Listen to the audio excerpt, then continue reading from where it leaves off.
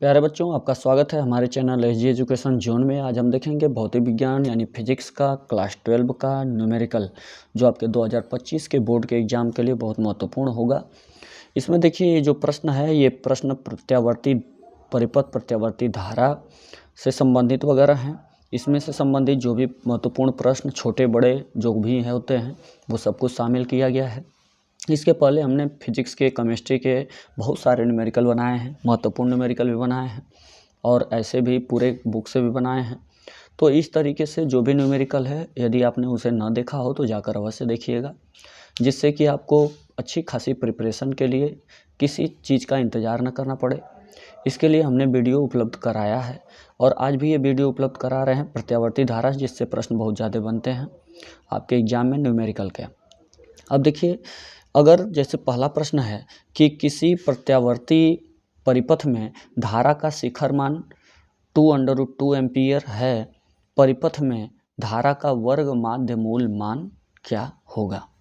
तो इसमें I0 बराबर 2√2 एम्पियर ये दिया हुआ है, I0 का मान यानी I0 जिसे आप कह सकते हैं।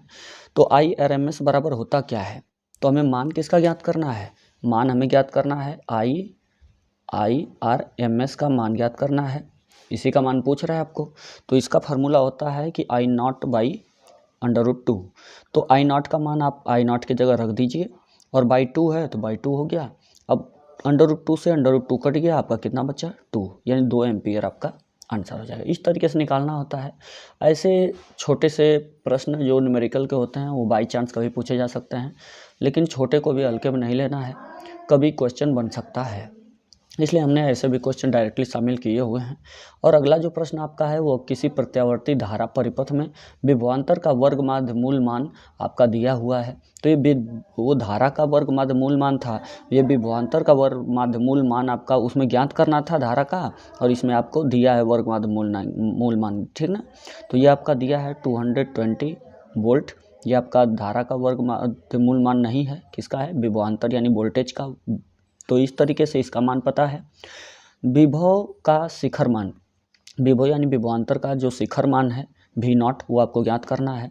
जैसे उसमें दिया था कि धारा का शिखर मान I0 का मान दिया था, IRMS का पूछा था, इसमें VRMS का दिया है, V0 का पूछ रहा है।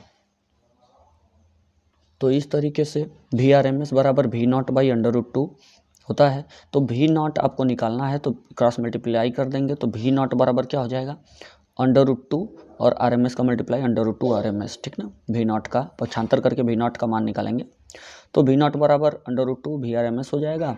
VRMS का मान आपको पता है कितना, 220, यहाँ पे रख दिया 220, देख रहे हैं आप, √2 अपनी जगह पे है और दोनों का मल्टीप्लाई कर दिया तो 2√2, ठीक ना। ये 220 √2, ये आपका आंसर हो गया किसका, V0 का, ठीक ना। अब अगला जो प्रश्न है वो आपका है, अगला प्रश्न आपका ये है कि एक प्रत्यावर्ती वोल्टेज का समीकरण V बराबर 100 √2 साइन 100 पाई टी है। तो वोल्टेज का समीकरण, ठीक ना। तो वोल्टा का वर्ग माध्य मूल मान यानी VRMS आपको निकालना है। आपको पता है VRMS का मान, और आवृत्ति ज्ञात करना है। आवृत्ति मतलब F का मान ज्ञात करना है। तो इस तरीके से आपको ये देखिए कि इसमें आपको जो समीकरण दिया हुआ है, समीकरण से आपका मान क्या निकला, समीकरण आपको ये दिया हुआ है वोल्टेज का, विभवांतर का। तो विभवांतर का ऐसे क्या होता है समीकरण, V0 sine pi T, sine omega T होता है। अब यहाँ पे देखिए कि V0 की जगह पे इससे तुलना अगर किया जाए इससे, तो V0 की जगह पे क्या दिया है 100 √2, तो इसका मान V0 का मान कितना हो गया 100 √2, साइन का साइन हो गया ओमेगा टी, यानी टी की जगह, टी का तो आपका है, ओमेगा की जगह पे क्या दिया है 100 पाई, तो ओमेगा का मान कितना हो गया 100 पाई हो गया। आपको पूछ रहा है VRMS और आवृत्ति यानी फ्रीक्वेंसी आपको पूछ रहा है, तो दोनों का फार्मूला आपके सामने दिखाई दे रहा है। आपको VRMS बराबर होता है V0 बाई √2। इसमें आपको बस क्या करना है, V0 का जो मान है 100 √2, ये आप रख लेंगे, √2 से √2 कटेगा, 100 आ जाएगा इसका आंसर, ठीक ना। तो VRMS निकल जाएगा। और 2 पाई F बराबर होता है ओमेगा, तो F बराबर क्या हो जाएगा, 2 पाई इधर मल्टीप्लाई में है तो डिवाइड में हो जाएगा, तो ओमेगा बाई 2 पाई हो जाएगा। तो इस तरीके से ओमेगा का मान आपको पता है 100 पाई है, 100 पाई, और पाई से पाई कट जाएगा और 2 से 100 कट जाएगा तो 50 आ जाएगा। ये आपका इसका आंसर हो गया किसका, फ्रीक्वेंसी यानी आवृत्ति का, ठीक है ना। अब देखिए आगे अगला प्रश्न आपका है, ये देखिए ये जो तीसरा वगैरह से शुरू हो रहा है ये बहुत महत्वपूर्ण प्रश्न है, इन्हें जरूर तैयार कीजिएगा आप लोग। और एक प्रत्यावर्ती धारा स्रोत के वोल्टेज, ठीक है ना, और धारा के समीकरण दिया है, वोल्टेज का भी दिया है समीकरण अब, और धारा का भी दिया। इसके पहले किसका दिया था, बस वोल्टेज का दिया था, ठीक है ना, वोल्टता का यानी विभवांतर का। अब किसका दिया है, दोनों का दिया है, और कह रहा है धारा का भी शिखर मान ज्ञात कीजिए, यानी धारा का शिखर मान का मतलब I0, और कह रहा है कि भीत और I के बीच कालांतर ज्ञात करना है। तो यानी कि कालांतर ज्ञात करना है, तो यानी डेल्टा फाई का मान ज्ञात करना है। ये आपको वोल्टेज का शिखर मान दिया है, इसकी तुलना अगर इससे करेंगे, इसके समीकरण से, एक समीकरण दिया है, इस समीकरण से करेंगे तो V0 का मान कितना हो जाएगा 220 √2। ओमेगा टी तो है ही आपका, φ1 का मान कितना हो जाएगा π/6। अगर दूसरे समीकरण से देखा जाए धारा वाले के, तो 15 ये वाला दिया है, और इस समीकरण से अगर इसकी तुलना किया जाए इस समीकरण से, तो इस समीकरण से देख रहे हैं कि I0 का मान कितना हो जाएगा आपका 15 √2।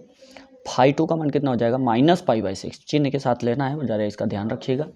तो इसका मान कितना हो जाएगा φ2 का मान -π/6, ठीक है ना, ये हो जाएगा। I0 का मान आपको पूछ रहा है, और किसका डेल्टा फाई का मान, ये भी देखा गया है। तो ये IRMS बराबर होता है आपका I0/√2।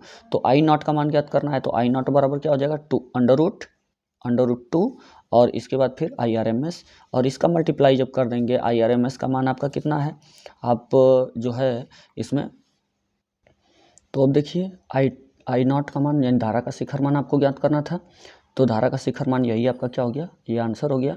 और इसके बाद फिर कालांतर ज्ञात करना है धारा और I के बीच, यानी V और I के बीच, वोल्टा और धारा के बीच। तो क्या है कि वोल्टा में φ1 का मान कितना है π/6, और φ2 का मान -π/6। तो φ1 - φ2 होता है, ठीक है ना, डेल्टा फाई बराबर। तो इसका कालांतर ये डेल्टा फाई से इंडिकेट करते हैं। तो डेल्टा फाई आपका जो है ये φ1 का मान कितना π/6, और इसका माइनस तो है ही, फिर -π/6 लिखेंगे, माइनस माइनस प्लस हो जाएगा। और आप भिन्न के घटाना से, भिन्न के जोड़ से अगर आप सॉल्व करेंगे, भिन्न का जोड़ घटाना, तो π/6 और ये π/6 और π/6 आपका दोनों ऐड करेंगे, इसके बाद कटेगा, π/3 आपका आंसर हो जाएगा, ठीक है ना। इसके बाद फिर अगला जो आपका पोर्शन है वो ये है कि एक प्रत्यावर्ती विभव आपका दिया है, विभव का जो समीकरण है वो आपका ये है, और कह रहा है कि विभव का वर्ग माध्य मूल मान ज्ञात कीजिए। तो विभव का मतलब वही वोल्ट, तो वर्ग माध्य मूल मान ज्ञात कीजिए और आवृत्ति ज्ञात कीजिए। अब वही F का मान और VRMS का मान कह रहा है, ठीक ना। तो ये समीकरण आपको दिया हुआ है, इस समीकरण से अगर तुलना कर दिया जाए तो V0 बराबर क्या होगा, इतना, ये देखिए। और जो आपका ओमेगा है इसका मान हो जाएगा 300 पाई, ठीक है। अब देखिए VRMS जो आपका है, VRMS बराबर क्या होता है V0/2 √2 होता है, और इसका मान VRMS बराबर क्या होता है, हो जाएगा फिर, क्यों, ये V0 के जगह पे इसका वैल्यू रख दीजिएगा, फाई से फाई कट जाएगा, 240 आपका बचेगा, ठीक ना। और ये आपका आंसर हो जाएगा VRMS का, वर्ग माध्य मूल मान का। और यहाँ पे जो आपको आवृत्ति का पूछ रहा है, इसके लिए आपको क्या F बराबर ω/2π, तो ओमेगा का मान कितना हो जाएगा 300 पाई, तो पाई से पाई कट जाएगा और 2 से कट जाएगा 300, तो कितना हो जाएगा 150 हर्ट्ज, ये इसका मान हो जाएगा, फ्रिक्वेंसी यानी आवृत्ति का। अब देखिए आगे किसी परिपथ में धारा तथा वोल्टा का समीकरण दिया है, उसी की तरह पहले वाले की तरह, लेकिन अब थोड़ा सा मामला बढ़ा हुआ है। धारा का शिखर मान पूछ रहा है, धारा का वर्ग माध्य मूल मान पूछ रहा है, आवर्तकाल, और धारा और वोल्टेज के बीच कालांतर। यानी एक चीज़ ये आपको नया वाला पूछ रहा है आवर्तकाल, और बाकी सब चीज़ें वही हैं जो आपको दी हुई हैं। बस थोड़ा सा देखने में ऐसा हैवी लग रहा है, तो इससे डरने की आवश्यकता नहीं है, थोड़ा क्वेश्चन को समझना चाहिए कि इसकी सिचुएशन क्या है, अपनी सिचुएशन मत बिगाड़िए। इसके साथ साथ शिखर मान, ज़्यादा घबराने की आवश्यकता नहीं है। शिखर मान आपका पूछ रहा है, तो शिखर मान सबसे मेन बात है कि धारा का शिखर मान पूछ रहा है, तो I0, और I0 का मान इससे अब अगर आप तुलना करें तो I0 यही होता है 3.5 एम्पियर, तो ये डायरेक्टली आपका निकल जाता है कंपैरिजन करने से, तुलना करने से। IRMS जो आपका है, IRMS बराबर I0 का मान आपको पता चला है, I0/√2 हो जाएगा। तो I0 का मान 3.5 रख दिया, इसको इतना, ये आंसर हो गया इसका, ठीक ना। अब देखिए आगे T बराबर क्या होता है 2π/ω होता है, ये आवर्तकाल का फार्मूला होता है। तो ये ओमेगा का मान यदि आप देखें तो ओमेगा का मान आपको दोनों सिचुएशन में समीकरण में क्या दिखाया है, ओमेगा का मान 628 दिखाया है, 628, तो ओमेगा का मान कितना रख दिया हमने, 628 नीचे रख दिया। अब इसके बाद पाई का मान 3.14 रखिए या 22/7 रखिए, कोई आप फर्क नहीं पड़ने वाला, 2 आपका है ही।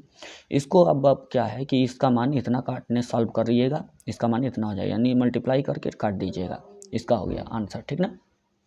अब आगे जो है आई और भी के बीच कालांतर यानी फाई, ये डेल्टा फाई 1 का मान आप ऊपर देखेंगे तो 30 दिया है, 30 डिग्री, और फाई 2 का मान भी 30 डिग्री, तो दोनों को आपस में घटाएंगे तो -30, नीचे वाले माइनस है तो माइनस भी छीन लेंगे, इसका तो माइनस रहेगा ही आपका, तो माइनस माइनस प्लस हो जाएगा, 30 30 60 ही आपके आंसर हो गए, ठीक ना।